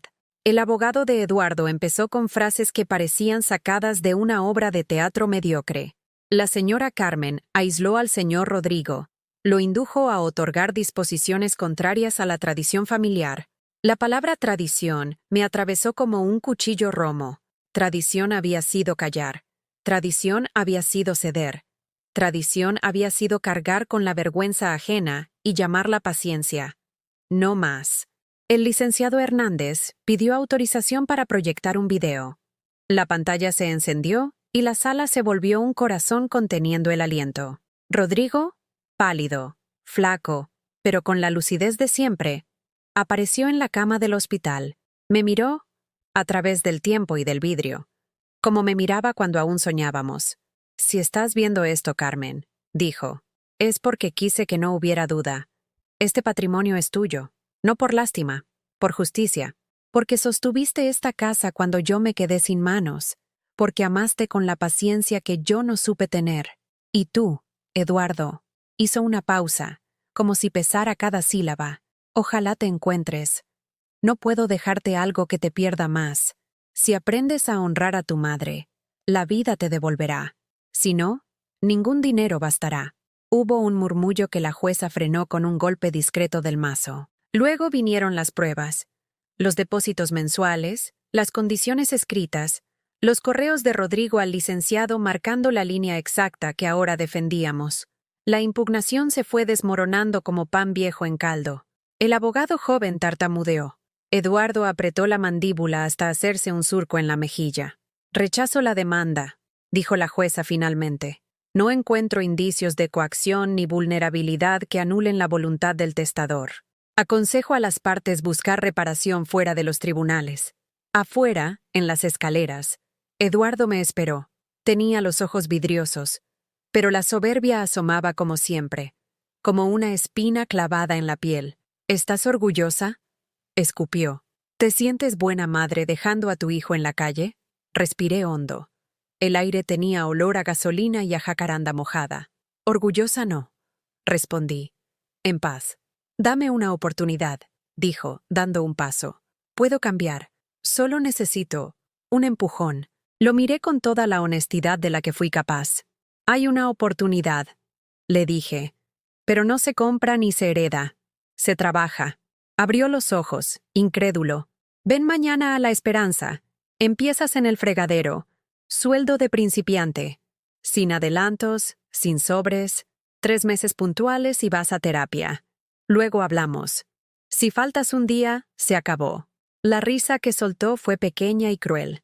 «¿Lavar platos? ¿Yo? Yo lavé suelas ajenas con los nudillos pelados para darte una vida», dije suave. «Si no puedes con platos, menos podrás con tu vida». Se fue sin contestar. Me temblaron las manos después, pero no el corazón. Las semanas siguientes, el restaurante floreció como si la ciudad me hubiera estado esperando. Los domingos abrí un comedor de abuelas. Menú a mitad de precio para mujeres mayores que llegaban con su luto colgado del brazo. Llenaban el salón con historias. Una trajo la foto de su boda descolorida. Otra, la receta de su madre escrita a lápiz. Les puse música bajita y tazas de barro. «Aquí nadie estorba», les dije. Y algunas lloraron sin ruido, como quien por fin encuentra una silla después de caminar demasiado. Eduardo no apareció. Supe por Patricia que lo habían despedido. Por un amigo suyo, que debía dinero a medio mundo.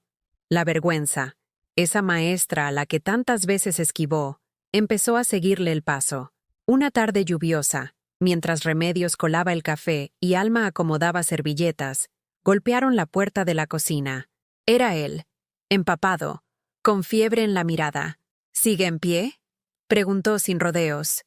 Asentí y le di un delantal. Sus manos, suaves, acostumbradas a teclas y copas, temblaron ante la pila de platos grasientos. Remedios no tuvo piedad. Le enseñó a raspar sin romper, a enjuagar sin desperdiciar, a apilar sin hacer torres inútiles. Las primeras horas fueron un parto.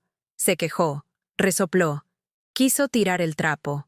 Yo lo miraba de reojo, dispuesta a sostener el límite como una vela en la ventana. A la hora de la comida, le serví un plato de lentejas. Se quedó mirándolo como si le ofreciera pasado, no alimento. «¿Tú también comiste esto?», preguntó, casi con asco. «A veces ni eso», respondí, sin drama. No habló más. Terminó su turno con los dedos arrugados y los ojos rojos por el vapor. Al día siguiente volvió. Llegó tarde 5 minutos y Remedios lo regañó con la autoridad ancestral de quien ya crió a todos los hombres que necesitó. Aguantó. El tercer día se cortó un dedo. Se mareó al ver la sangre, pero Alma le puso un curita y siguió. El cuarto día no vino. Al quinto apareció ojeroso y me soltó una verdad que no esperaba.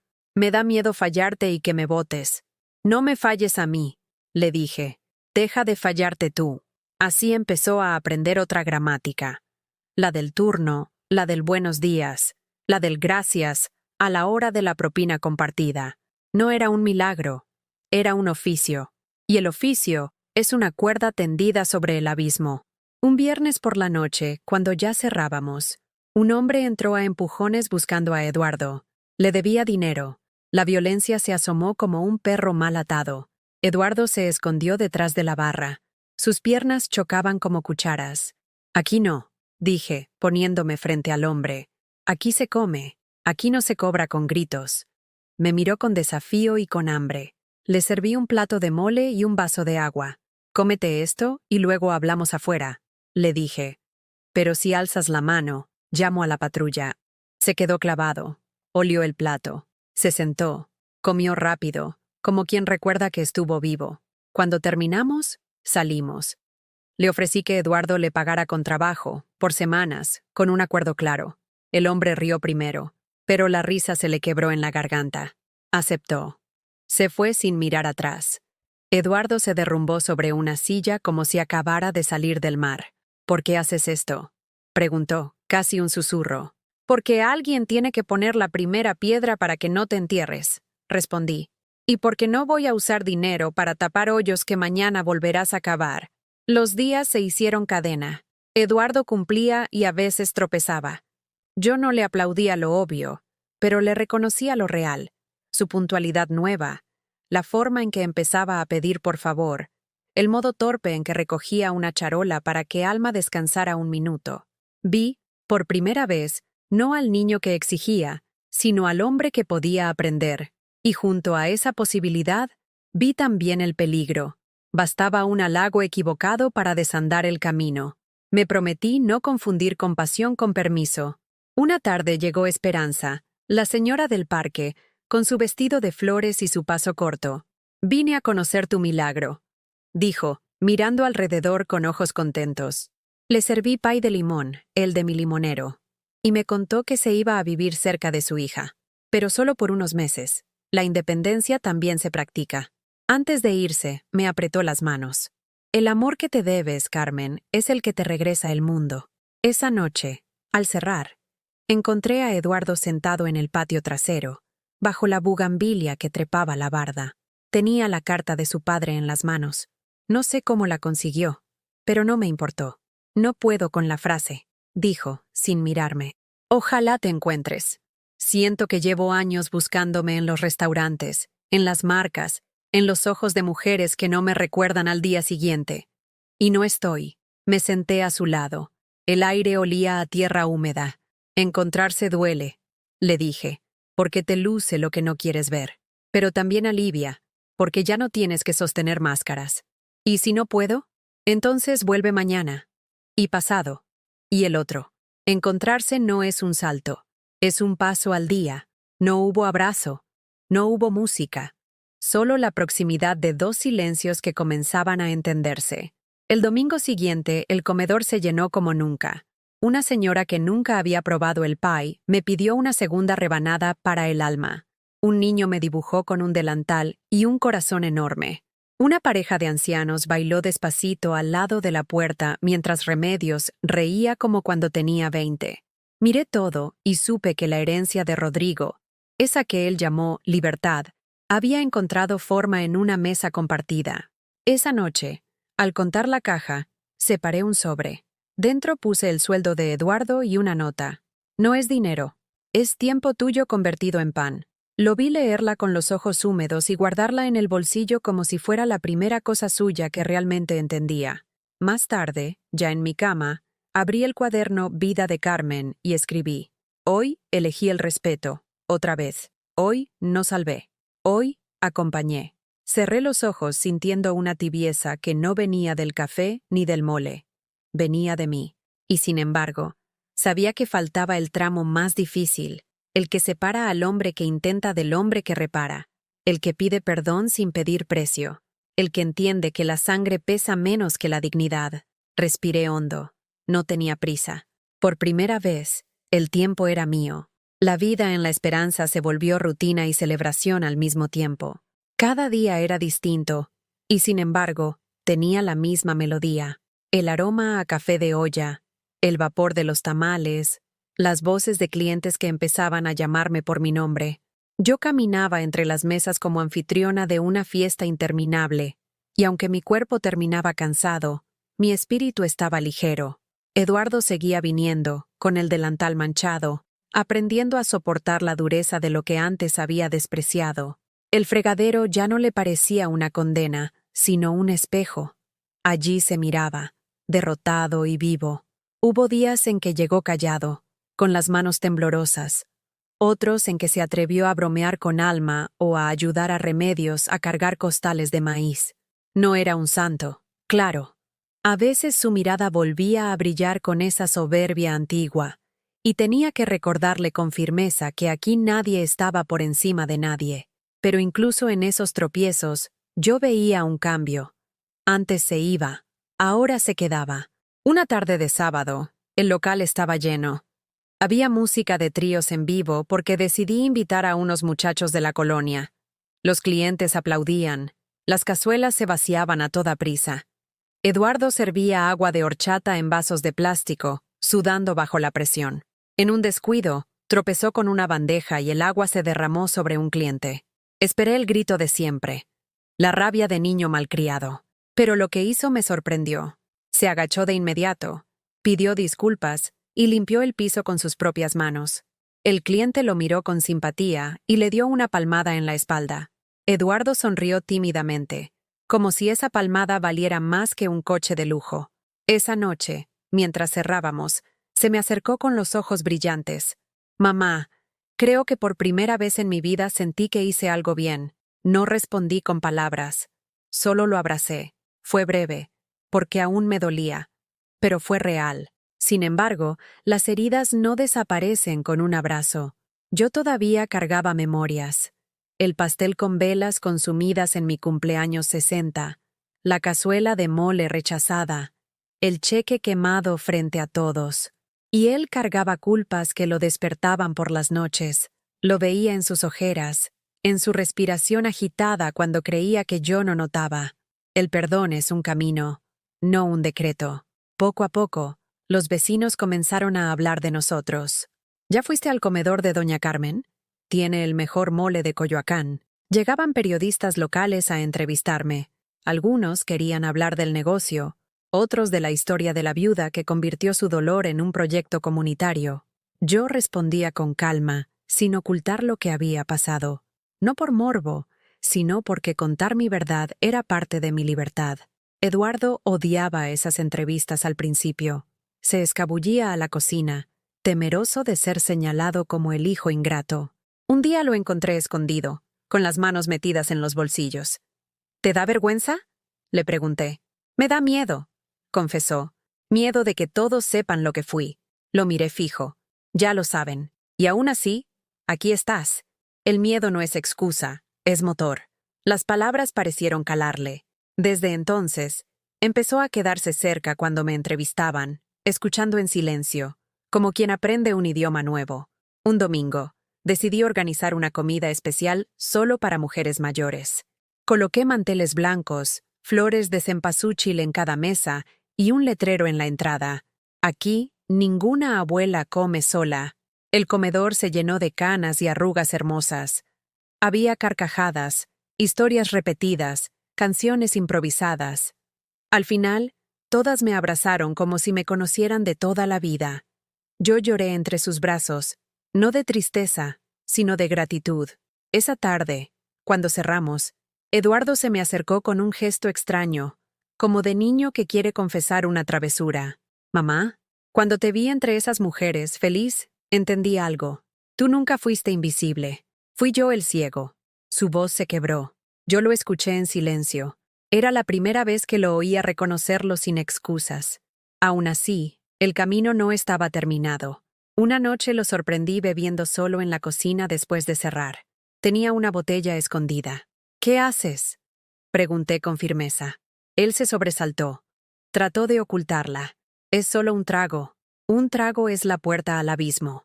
Eduardo, no estoy aquí para vigilarte, pero tampoco para perderte otra vez. Él bajó la cabeza. Después de unos segundos, tomó la botella y la tiró al bote de basura. El líquido se derramó y llenó la cocina de un olor fuerte. Lo abracé, pero esta vez más largo. El cambio no era perfecto, pero era verdadero. Los meses pasaron. La esperanza prosperó tanto que tuvimos que contratar a más ayudantes. El jardín de la casa volvió a florecer, y yo empecé a viajar los fines de semana. A Puebla a aprender recetas, a Oaxaca a comprar chocolate, a Veracruz a buscar especias.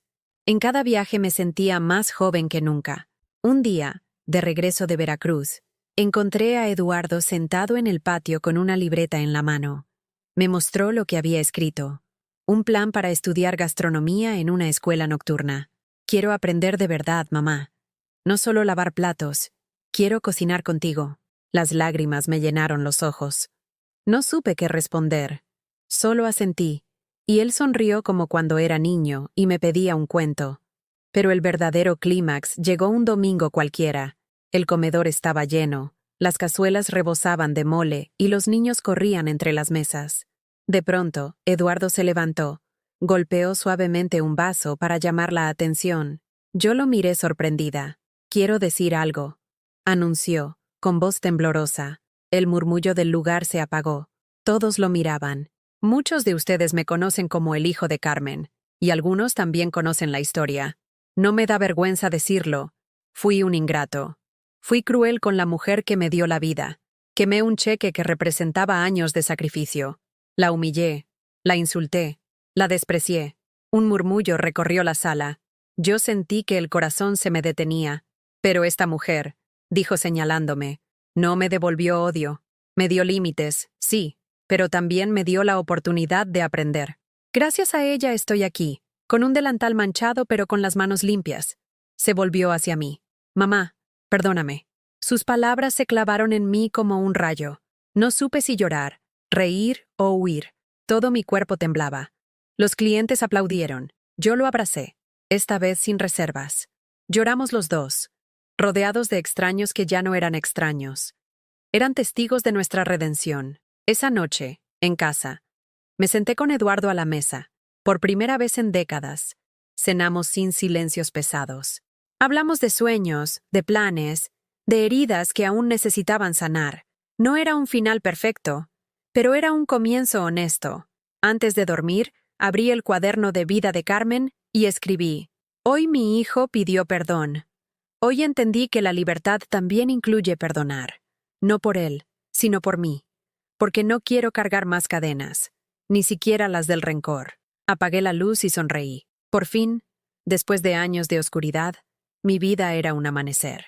El otoño llegó a Coyoacán con pasos suaves, tiñendo las hojas del parque de tonos ámbar y canela. La luz de la tarde se volvía más dorada, más melancólica, como si el cielo quisiera rendir homenaje a los cambios que habíamos vivido. Y yo, por primera vez en 62 años, me sentía en paz con cada estación que pasaba. No temía envejecer. Temía, antes, haber vivido sin plenitud. Pero ahora era otra historia. Eduardo llevaba ya 4 meses trabajando conmigo. No era perfecto. A veces se le notaba la impaciencia, otras veces la torpeza. Pero lo que me conmovía era su constancia. Llegaba antes que todos. Revisaba el inventario, anotaba ideas en su cuaderno nuevo. Una tarde me sorprendió con una receta de su invención. Una mezcla de los frijoles refritos de mi abuela y una reducción de chile morita con mango. Dudé, claro, pero cuando lo probé, lloré. «Esto sabe a infancia», le dije. «Es lo que quiero recuperar», susurró él, bajando la mirada.